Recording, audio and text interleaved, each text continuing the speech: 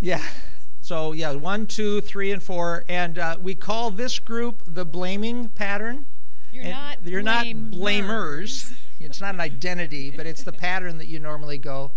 Placating pattern in the back, the distracting pattern, and the rationalizing pattern.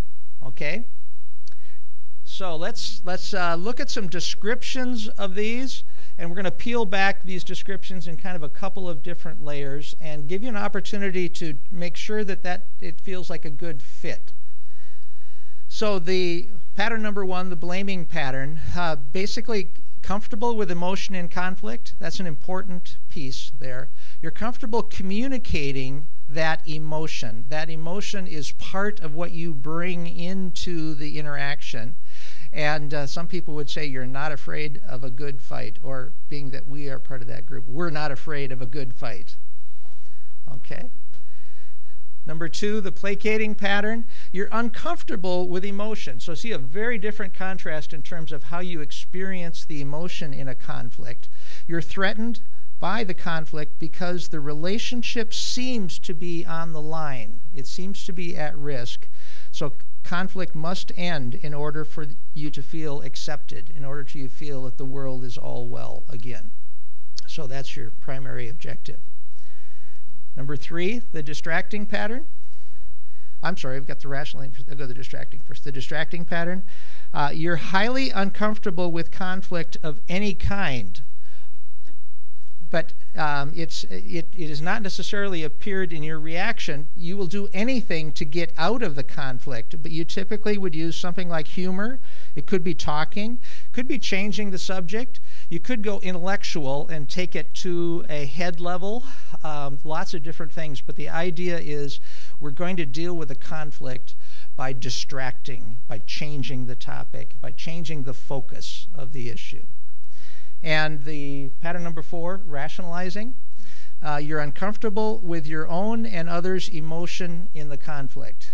So what you do is you view emotions as something that hinders good communication, and you want to rid the discussion or the conflict of emotion. So you kind of go flatline, and you just knock all those peaks off of the interaction. So far, everyone feels they're in a correct group? Yeah. Why don't you have this around? We've got a little more detailed description, and once again, we can share these files with you digitally if you'd like to use it and replicate this in your own context. So these papers have all 4 of the descriptions on them. On each of those pages, there's a paragraph that's called general description. So what I would like is somebody from each group to read that out loud. And then the group reflect, do you feel that how well it aligns? I mean, you may not feel that the entirety of it is good, but it'd be good to hear what portions of it may not reflect how you see yourself. So, would you like to read that out loud for us, Bridget? The blaming pattern, general description. In general, a person who fits the blaming pattern tends to not back down from a good verbal fight. During conflict, not only are they not afraid of involving their emotion in the argument, but they instinctively want the person they are in conflict with to feel their emotion. They instinctively believe emotion is a critical component of good communication. Under stress, this person appears to others to be angry and critical. Because of the amount of emotion with which they communicate, others often feel as though they are being blamed for the conflict or situation. The blamer tends to be very black and white, a very black and white thinker, and their criticism sometimes has a strong sense of right and wrong.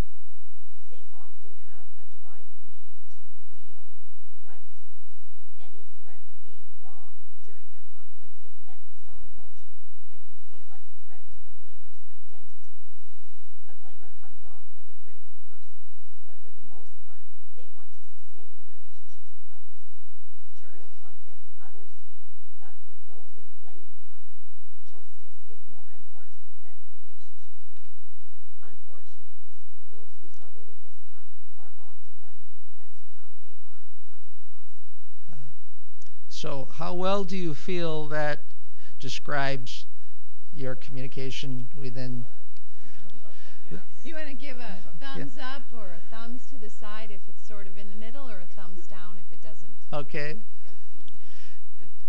So those of you who are spouses or team members with people over here, how would you affirm that description? Is it accurate? Yeah. All right. Yes, that's right. Okay, let's go to the placating pattern in the back corner. So if someone would read that aloud and give us the same response.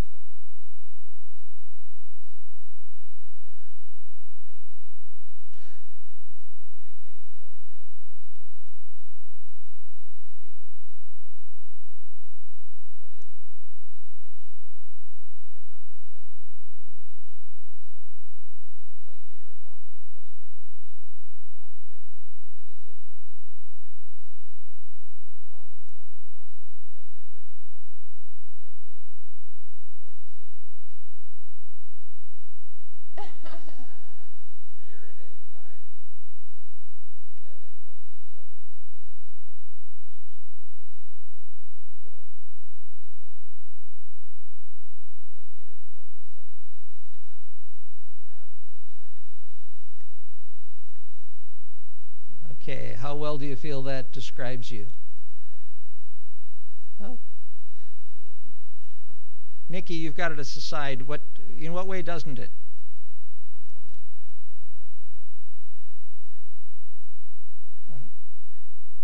Yeah. Uh-huh. Uh-huh. Yeah. Okay. Yeah. Ron. I placate so I won't have to ask forgiveness. Ah, wow. I want to avoid putting myself in a situation where I know I'm going to have to go ask forgiveness. Uh-huh. Yeah. I guess that's simple, but it's true. Uh-huh. Yeah.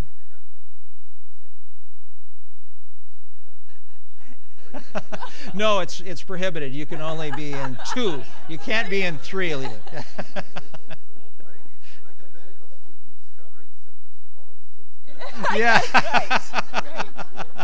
Right. That's right. Okay. What if you feel like a medical student discovering symptoms of yourself of all diseases? Is that what you said, Oleg? Yeah. Yeah. All right. Good. Those who are in relationship with placating pattern, does that sound like a reasonable description? So like married or working with? Great. Let's go to distracting.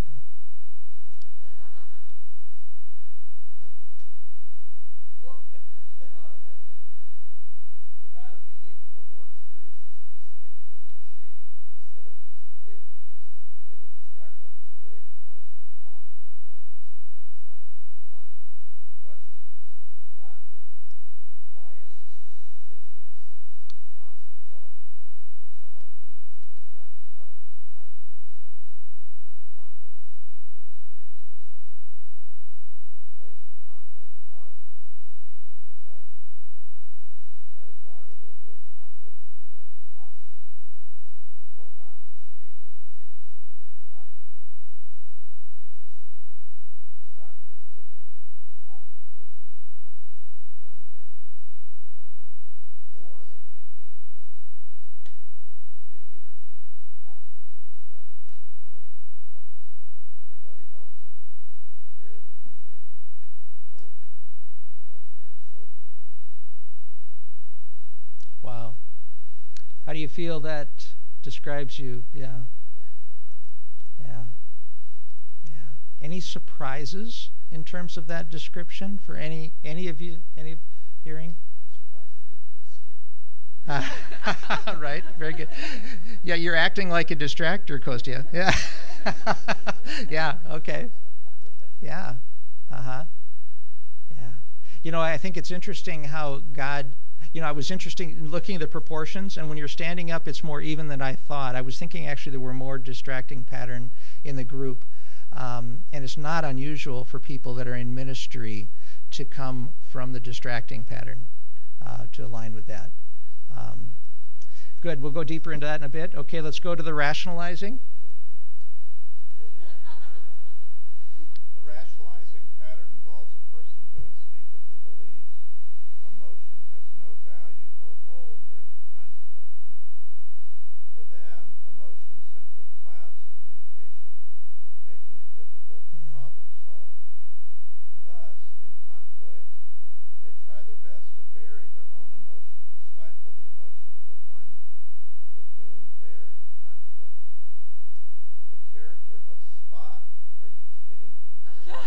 I'm going to switch groups. Yeah. The character of Spock Yeah. from Star Trek comes to mind with this unhealthy relational style.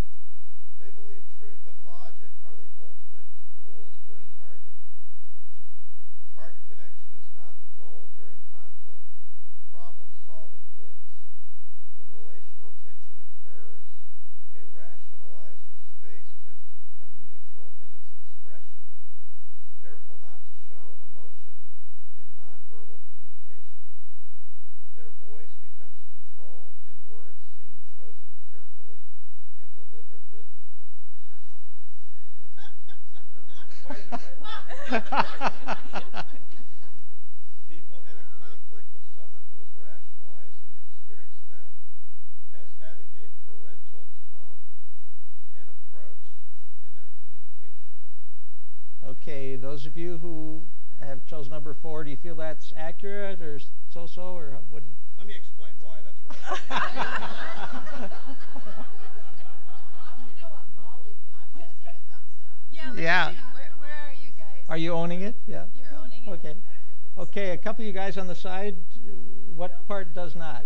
Mike or Steve? It just has to be under control. That's all. Has to be under control. You're not feeling something in a conflict. You are.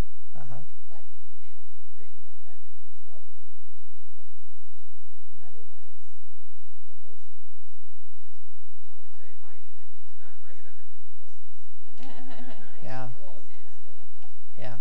So there's a high valuing of actually control in that. Yeah. And there is a point that by being rational, this group avoids conflict. If not for that point, I would get here. Yeah. Uh-huh. So, it's not that you avoid conflict. Yeah. I think that point was kind of crucial for me. Uh-huh. Yeah. Can you delineate the difference between these two? We'll be playing that out. Yeah. But a key part is how you experience emotion in the midst of conflict. This group feels that the emotion needs to be brought in and expressed, and that processing. So this group will express more passion or reflect or demonstrate more passion, whereas this group will just keep the lid on. And okay, let's just calm down. Okay, please, let's just talk here. Okay, and all right, maybe we should talk about this tomorrow, because we just be able to have to talk about this tomorrow. Yeah. So it's getting that emotion off where they're bringing it in. Yeah. All right, you want to come in? So, okay.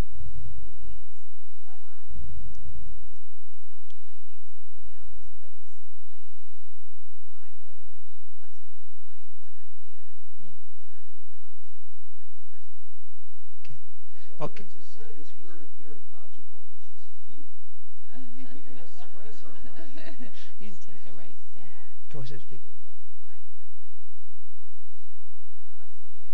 Yeah, yeah. Right.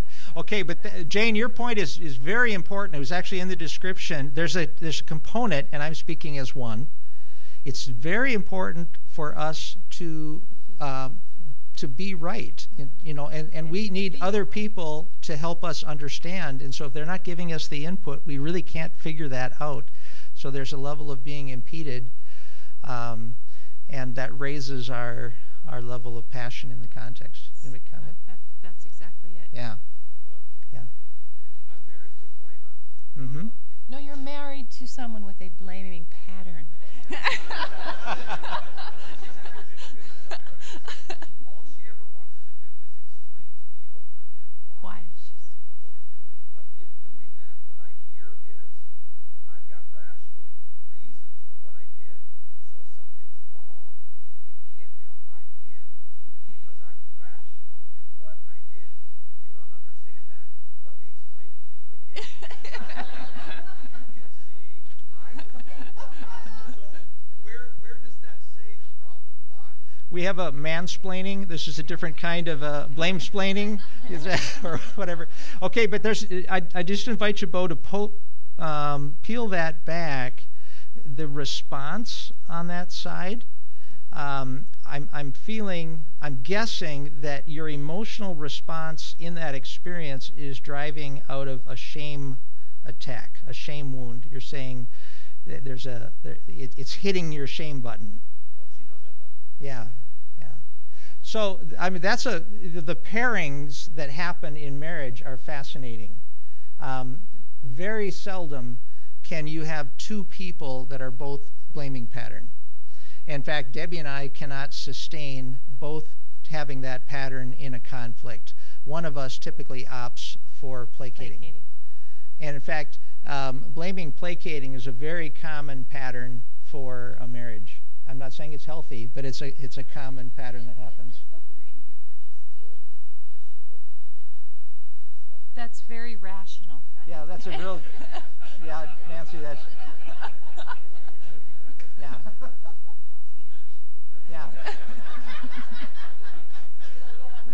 So you're going to go in the distracting side to the pattern there. But yeah, that was a good example of, and frankly, you know, we're framing our interaction from our lens, and that's what's normative for us. Yeah. And so it's this, can't we just, you know, can't we just, all of us have a can't we just that are implied in our pattern. All right, so let's take a roll around. This time is going way too fast.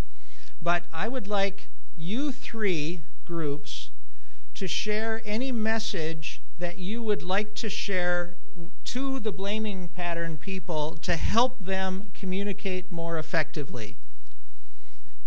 So this is not target on them. This is how can we help our brothers and sisters who are interacting out of this pattern. What would... You want them to rationalize how they're wrong? No, how can we become better communicators? What do we hit against in these different communication styles? What would make us better communicators in conflict? So like what would Bo say to his wife? Yeah. Yeah, to help her. We were just talking what would help us if a person would just say, I hear you, I hear your point of view. That's that. You know, because we just want to be heard. We just want to... But what about you So guys? let's hear from the other three. Yeah, That's a very good point, Kostya. But yeah, Mike. I was just going to say that just watch your nonverbals, because the Watch your intensity of what you feel really can be interpreted very, very strongly, very powerfully. Yeah, that's good. Watch nonverbals. What else do you want to tell them? It's okay to be wrong. It's okay to be wrong. That's a yeah. It's okay to be wrong. That's great. Yeah, Nikki.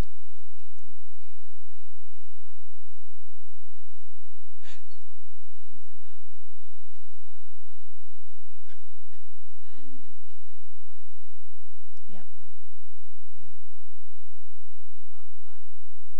Uh-huh. That's cool. So leave room for error. That's great. Yeah. I think that your passion is fantastic, so don't lose the passion, because that's often lacking in the world and in arguments. But maybe it was interesting how it was said that you're perceived as blaming, but you're not actually blaming. So I think maybe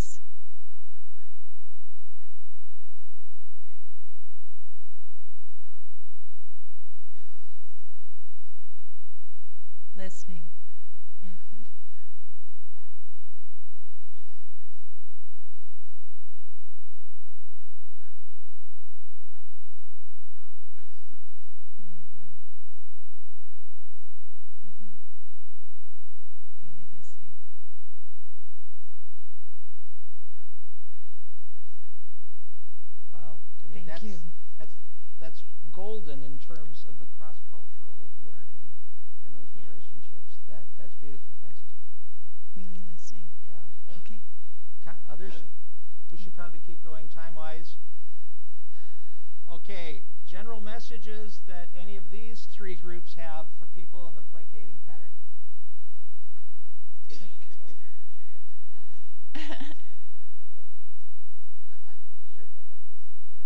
Sure.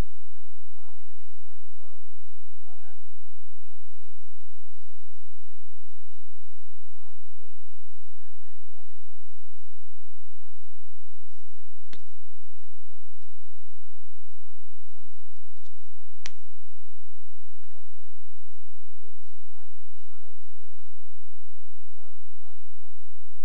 That basically conflict is taboo, disagreement, upsetting someone. So generally, I think placators are very kind people who are self-sacrificial and seek the good of the other person or the good of the community or the good of whatever. If you didn't have placators in the world, you know, there'd be more problems.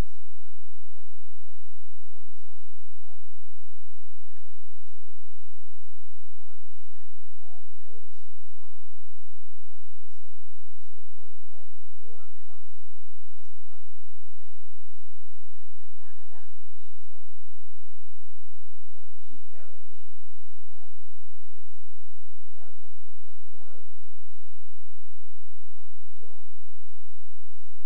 So I haven't expressed myself very well, so apologies.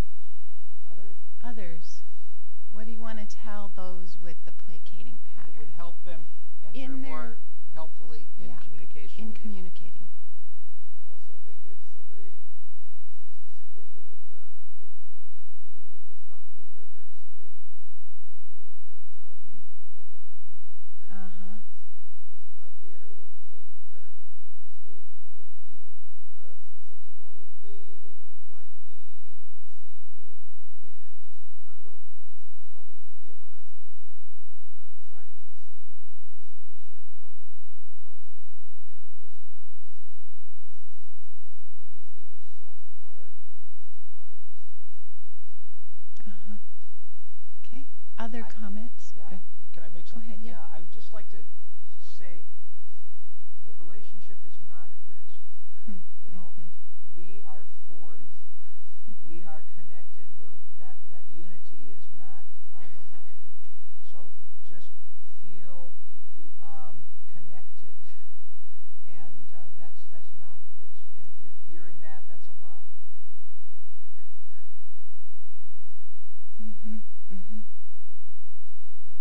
Is that the relationship is up here, and Yeah. whatever it takes to make sure like something will be fine. You know what I mean? Mhm. Try whatever, and if that means to be subservient or give up your own rights, you're willing to do that so that people is right.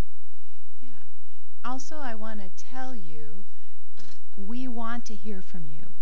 We want to really hear from you, not what you think we want to hear. Yeah.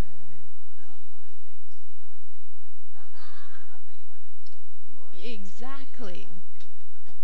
Yeah. Yeah.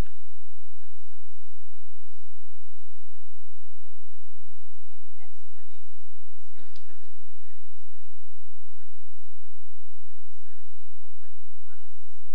Uh-huh. Uh-huh. So you're Exactly. playing, but you don't have any idea what's going on in our heads. Exactly. Oh. Bo. So, and that's what I was going to say is there a place that you can placate and do something on the outside, but because you resent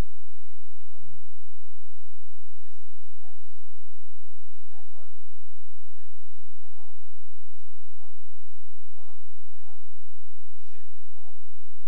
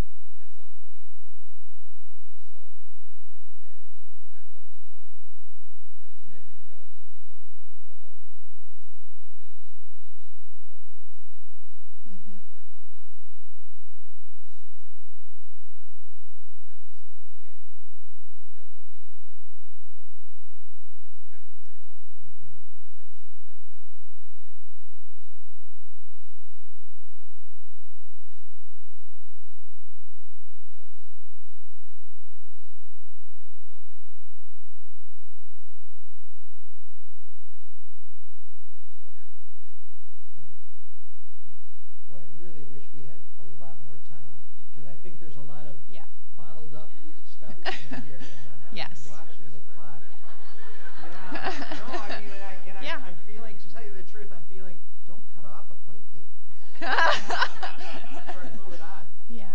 So I encourage all of us to return to these conversations, maybe even around tables or however. Can I encourage guys? It's okay to express your desires because there's a very good chance that you're going to get what you want. But because somewhere in your mind you've already decided that it's wrong to desire this, I shouldn't express my desires, I should placate, etc., etc., etc. You're never asking. Ask and you shall receive. Messages for the distracting pattern. What do you want to tell them? Let me lead off, if I could. I want you to know that you are valuable. Yeah. You are worth it. And that I really appreciated the devotional, that aspect of having your hair wet, living with that. You are loved, and it's not at risk, and you're valuable. I think that's a deep message that people that operate out of distracting need to. I would also say specifically to Bo, because we've worked 15 years together every Sunday, and lots of other days in between. And I know this of Bo just because of our life, but he knows I'm the opposite of him as far as the open book kind of mentality. There's so much worth in what God has created in us as an image bearer. And that all we're doing is hiding the sin or the ugly that we don't want to see, no matter who we are and what pattern. That there's a deep love for me to love Bo, for sure. Yeah. And that anybody that is in my sphere of influence, if you will, Yeah. don't hide who you are. Mhm. Don't That's where hide. beauty actually lies, Yeah. with all its flaws. It's okay to be real. Yeah. Messages for the rationalizing pattern.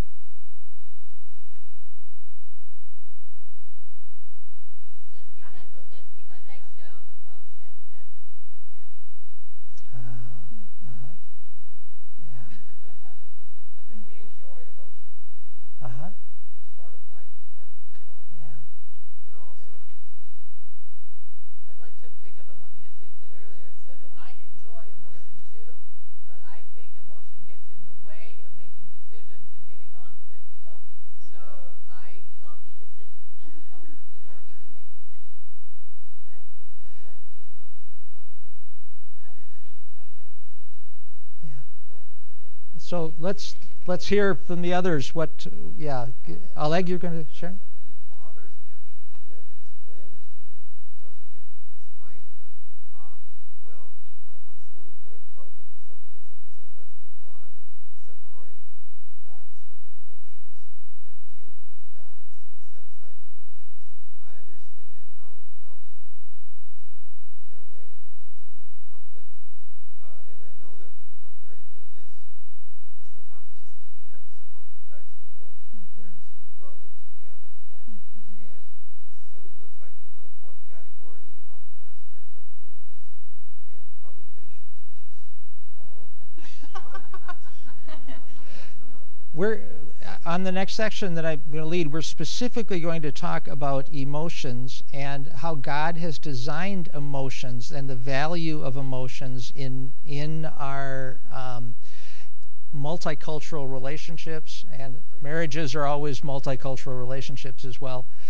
So that's a very relevant topic. Yeah, Nikki, good.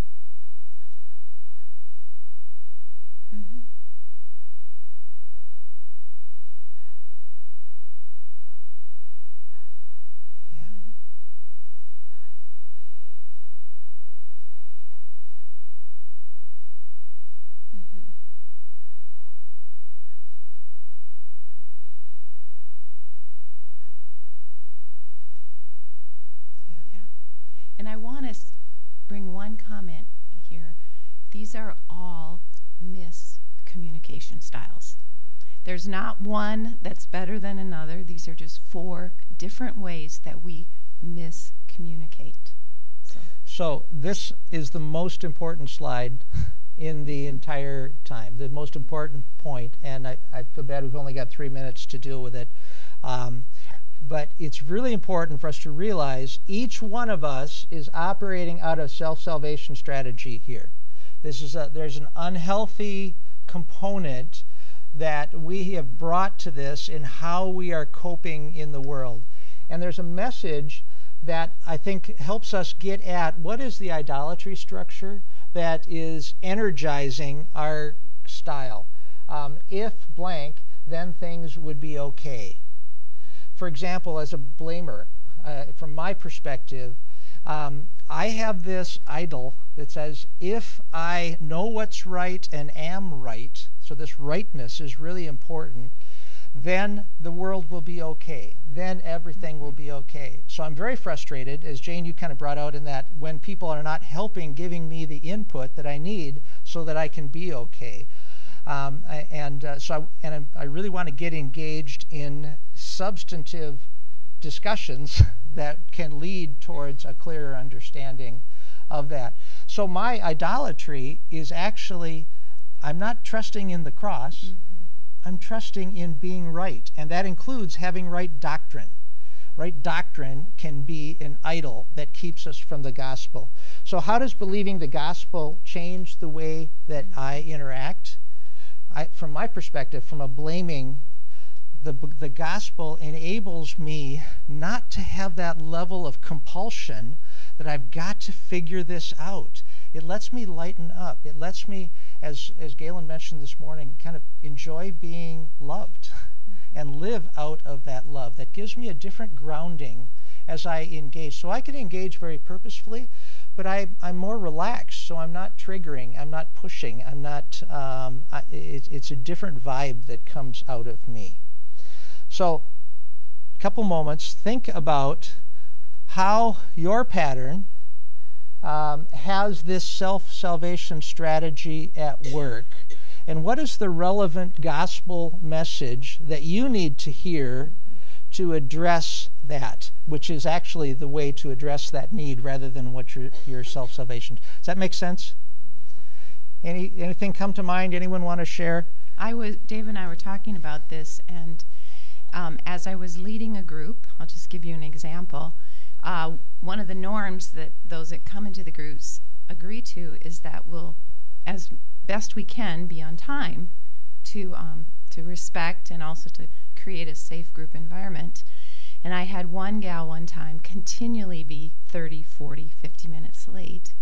And about the 4th week, I felt like I needed to say something about that. But just as the class was closing, she said to the whole group, well, it's okay that, I'm late because this and this and this, isn't it? And she asked the entire group. And there I was, and I thought, what do I do? And I didn't say anything, but I realized at the moment it was more important. Well, actually, later, I talked to another facilitator and said, what do I do? And she said to me, what's most important to you? And I realized it was so important to me that those gals have a good opinion of me that I remained silent. So I wasn't speaking the truth in love at all.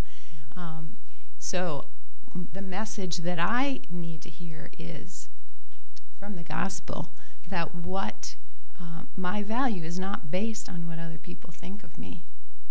My value is based on who I am in Christ. So that's just one thought there. Quickly, other thoughts in terms of what is that idolatry structure and what's the relevant gospel message? Are you going to go to a session on healthy communications? I understand that this is part of the thing of sort of what I call whatever it is. I used to call it the authority. It's the Myers-Briggs deal. Okay, everybody interacts and reacts, and all the different pieces move. But to me, we're all broken, so we're all going to have a little bit of all of that. Yeah. Okay, at some point, so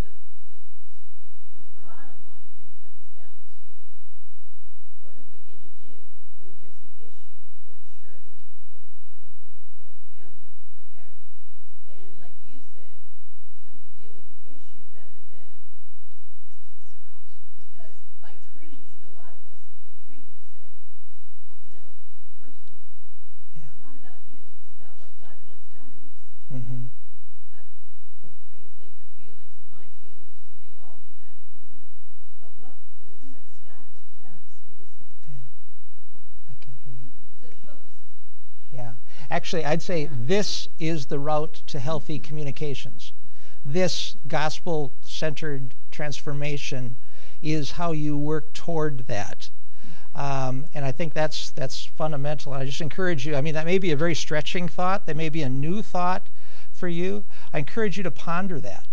Because I think transformation in all levels of relationship and personal life, and actually, I mean, that would be vertical relationship, horizontal relationship, is rooted in internalizing the relevance of the gospel to that particular defense strategy. Dealing on the unhealthy communication styles. That's how you work. To identify does not necessarily.